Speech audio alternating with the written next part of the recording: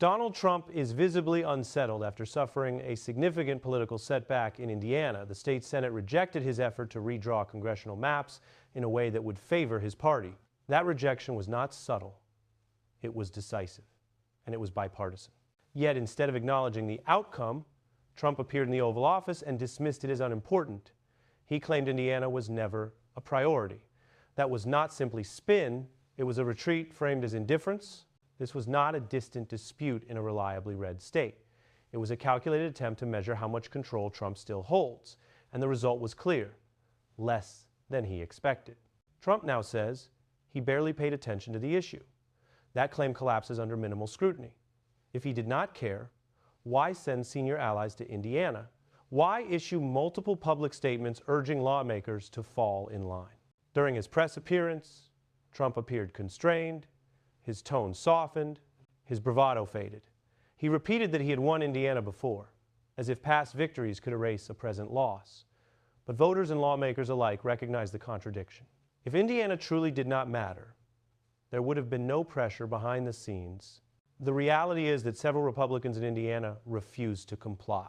That fact matters. These were not Democrats pushing back. They were elected officials from Trump's own party. The vice president traveled to apply pressure. Messages came from multiple directions. And still, the Senate voted no. That outcome raises a larger question. Perhaps Trump's influence is no longer absolute. Perhaps Republican lawmakers are beginning to calculate futures that do not depend on his approval. The sense of inevitability that once surrounded him is weakening. Indiana made that visible. Trump then attempted to shift blame onto a single figure, Indiana Senate President Rod Bray. In a moment that felt more personal than strategic, Trump suggested that Bray would lose his next primary because of this vote. This was not a policy argument. It was a warning. Notably, Trump did not challenge the legal reasoning behind the decision. He offered no substantive defense of the map.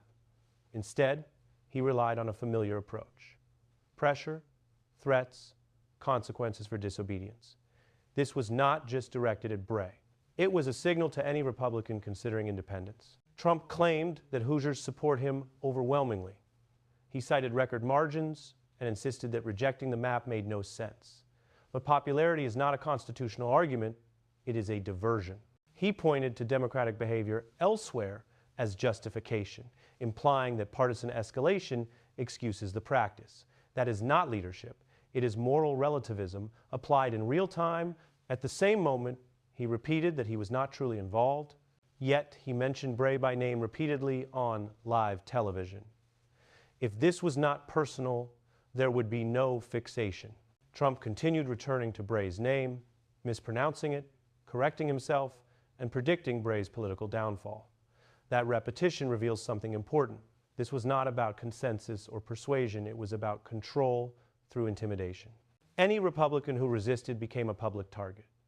In a functioning democracy, disagreement is not betrayal. But in Trump's framework, loyalty is demanded even when the underlying cause is flawed. That raises a broader question. Is this how power should operate within state governments? To understand the moment fully, the record matters more than the performance. While minimizing Indiana publicly, Trump was actively pressuring lawmakers online. He posted multiple messages that went beyond commentary. They carried consequences. He warned legislators repeatedly that refusing his redistricting demand would cost them their seats. This pressure was not private. It was public and sustained. That is not governance. It is intimidation amplified by a digital platform. And despite that pressure, the legislature still refused. On November 18th, Trump publicly stated that he was working directly with Indiana Governor Mike Braun and other Republican leaders to flip 2 congressional seats. That statement alone contradicts claims of detachment. Then came the escalation. Trump suggested that Braun's reputation depended on delivering the map. He said Braun would be the only governor from either party who failed him. That framing turns governance into a loyalty test. The message was unmistakable. Trump went further. He said he would actively campaign against any Republican legislator who stood in the way of the plan. Opposition was framed not as disagreement, but as betrayal of both party and country. That escalation matters. When dissent is treated as disloyalty, debate gives way to enforcement. The larger question becomes unavoidable. How many Republican lawmakers still believe their seats belong to voters rather than to a single political figure? Trump did not simply reference Senator Rod Bray. He labeled him publicly, isolating him as a so-called Republican in name only for opposing the plan. This was not a policy discussion. It was loyalty enforcement. The issue was never just the maps. It was control. Bray and Senator Greg Goode were portrayed as obstacles, despite rejecting a plan explicitly designed to manipulate electoral outcomes. In Trump's framing, refusal to bend constitutional boundaries becomes betrayal. For many Americans, however, that refusal represents integrity. When basic limits are treated as treason, something fundamental has shifted. Trump attempted to soften the moment by praising House Republicans and their Speaker, calling them tremendous for supporting his agenda. The contrast was deliberate. Obedience is rewarded with praise. Independence is met with attack. He then claimed he had won Indiana 6 times, a statement that is factually incoherent but politically revealing. Trump relies on repetition to project dominance, not precision. His demand was clear. The Senate should pass the map immediately and deliver it to Governor Mike Braun for approval. This was not presented as a suggestion, it was a directive. And in a constitutional system, governors are not meant to take orders from political figures pursuing personal advantage. He closed by saying that 9 specific senators needed encouragement to make the right choice. But let's be clear, that was not encouragement. It was targeted pressure, and Trump was not acting alone. The Heritage Foundation, which authored Project 2025 and operates as an intellectual pillar of Trump's political movement, applied pressure as well. The message was unmistakable: pass the map or risk consequences tied to funding. At that point, this moves beyond routine party politics. When public messaging turns into behind-the-scenes coercion, we are no longer debating governance. We are watching institutional norms bend. Well before the Indiana Senate cast a single vote, the pressure campaign was already underway. Allies aligned with Trump, including operatives connected to the Heritage Foundation, circulated a stark warning. If lawmakers refused to approve the redistricting plan, the state could face reductions or delays in federal funding. This was not abstract speculation. Infrastructure projects, disaster relief, public works, all were raised as potential leverage. Threatening to delay essential services because lawmakers rejected a partisan map is not negotiation. It is the use of public resources as pressure. When policy becomes punishment, democratic accountability begins to erode. Trump did not rely solely on online messaging. He escalated with in-person pressure. Senator J.D. Vance traveled to Indiana to reinforce the push.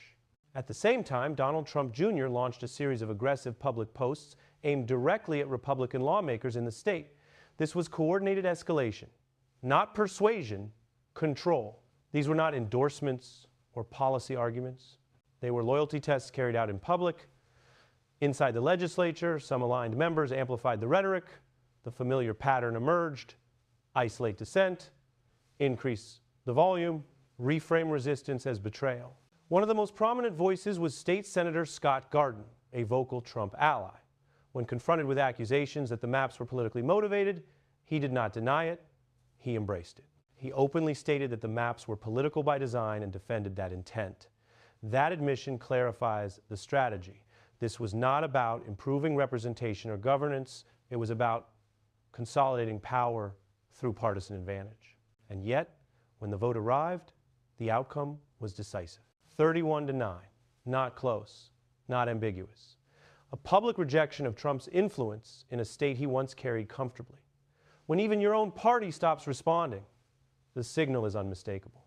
Trump's redistricting push in Indiana did not merely fail, it collapsed in full view. This was not a narrow procedural loss. It was a decisive rejection, 31-9. That margin matters. It was a statement. Republican senators chose institutional responsibility over personal loyalty. For a figure who once defined the party's center of gravity, this result signaled a shift. But rather than accept the verdict, Trump's allies redirected their frustration inward, turning on their own state. Consider Congressman Marlin Stutzman, a consistent Trump supporter. During a national interview, he was asked a straightforward question. Should federal funds be withheld from Indiana because lawmakers rejected Trump's redistricting demand? Instead of rejecting that idea outright, he leaned toward accepting it. That response reframes the issue entirely. It is no longer about policy disagreement, it becomes acceptance of collective punishment. A federal lawmaker's duty is to protect the interests of his state. When political allegiance supersedes that obligation, the consequences extend far beyond one map. Pause on that reality. An elected official sent to Washington to advocate for Indiana expresses willingness to harm the very people he represents if it aligns with party goals. This is not a conservative principle. It is transactional governance. This moment is no longer about redistricting. It is about whether public service is becoming conditional. Say no to the wrong figure, and essential support is placed at risk. When disagreement is treated as disloyalty, and disloyalty is met with retaliation, democratic choice loses its protection.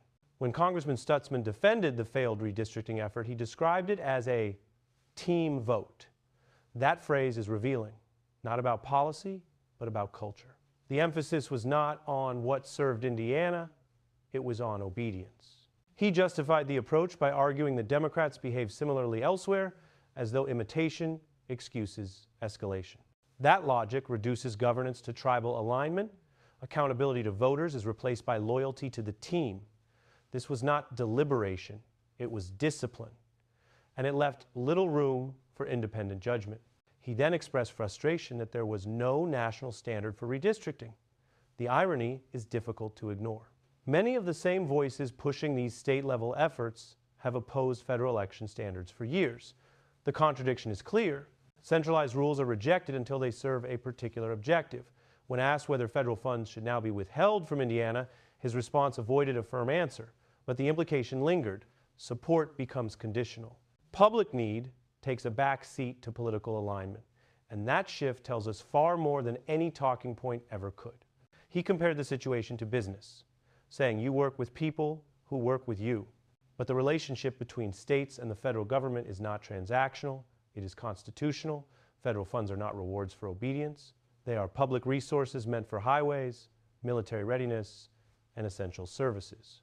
The idea that a lawmaker would justify withholding those resources over a single policy vote should concern every American, especially when he acknowledged that the only criticism he heard was that Trump was acting like a bully.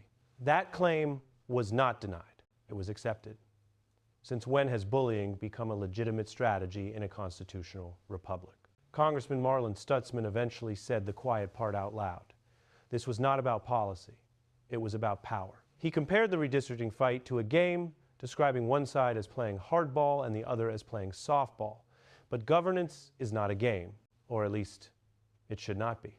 He framed Trump's pressure campaign as reasonable teamwork and blamed the Indiana Senate for refusing to cooperate, as though governing means appeasing authority rather than following principle. Notice the distinction. He was not upset that the maps failed on their merits. He was upset that they were not approved as a favor.